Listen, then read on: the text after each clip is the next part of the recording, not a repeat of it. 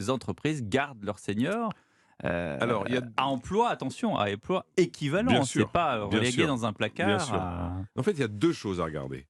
La première, c'est que lorsque vous regardez les chiffres, vous voyez que les entreprises ont un peu mieux appris à les garder.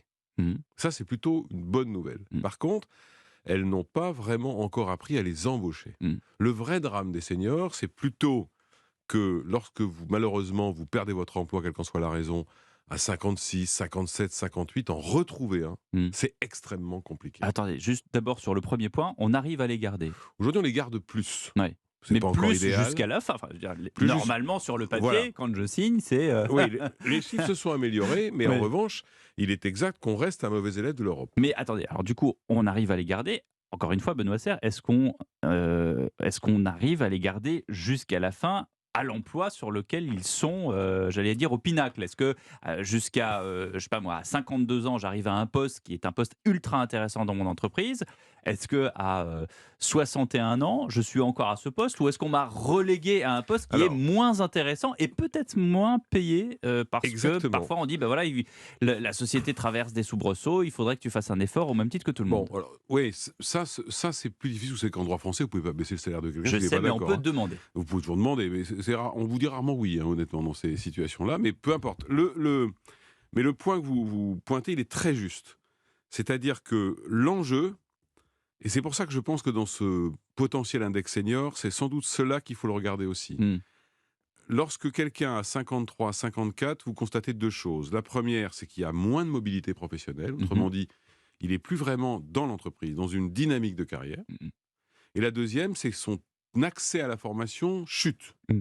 Alors, il chute pour 2 raisons. À la fois du fait de l'entreprise, à la fois du fait du senior lui-même, qui dit, en fait, quand j'ai pas de perspective, à quoi vous voulez me former? Ça fait 10 ans que je fais ce métier-là, etc. Donc, je pense que là, C'est pas un vieux singe qu'on va faire voilà grimace, qu'on va exactement. apprendre à Puis faire voilà. la grimace. Donc ça, Ouais. je pense que, vous voyez, ces 2 sujets, l'accès à la formation et le taux de mobilité à l'intérieur de l'entreprise, mettons à partir de 55 ans, sont sans doute des indicateurs intéressants à suivre dans l'index. Mhm. Pourquoi? Parce que lorsque quelqu'un, si je prends votre exemple, Oui. il a 52 ans, puis en fait on lui propose plus rien, donc il va essayer de tirer jusqu'au bout. Alors Mhm. après, vous avez des dispositifs qui permettent d'être à mi-temps, vous avez des temps partiels seniors, vous avez des tas de choses qui se mettent en place.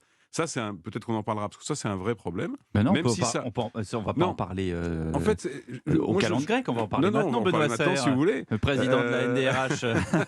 C'est non, maintenant qu'on va en ce que je veux parler. dire par là, c'est que je pense qu'il y a des dispositifs qui ont été mis en place, le temps partiel senior, des possibilités de partir un peu avant, qui sont assez positifs. Mais je trouve aussi que c'est dangereux. À chaque fois qu'on parle des seniors, ce que j'entends depuis quelque temps, on parle mentorat, tutorat, mécénat de compétences. Hmm. Très bien. Pour Hmm. certains, c'est très bien. On a La l'impression qu'on a transmission, besoin de leur inculquer une formation supplémentaire voilà. Alors au lieu que, de capitaliser sur leur expérience. d'une part, si tout de suite on leur parle de tutorat, de mentorat, la réaction c'est que on leur dit un petit peu, vous êtes plus vraiment des salariés comme les autres. Ben, c'est Alors ça. que la plupart veulent rester salariés comme les autres, évaluer, éventuellement sanctionner quand ça va pas, récompenser quand ça va bien, enfin des salariés comme les autres. Mhm.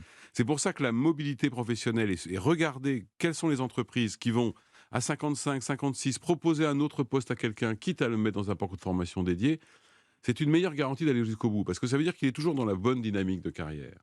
Donc il faut faire attention à ne pas réduire la question de l'emploi des seniors à celle du tutorat ou de la transmission. Parce Mm. que, d'abord, on sait que le problème se pose à partir de 56, 57. Vous n'allez pas transmettre pendant 7 ans, 8 ans. Je veux dire, il y a un moment où ça s'arrête, quoi.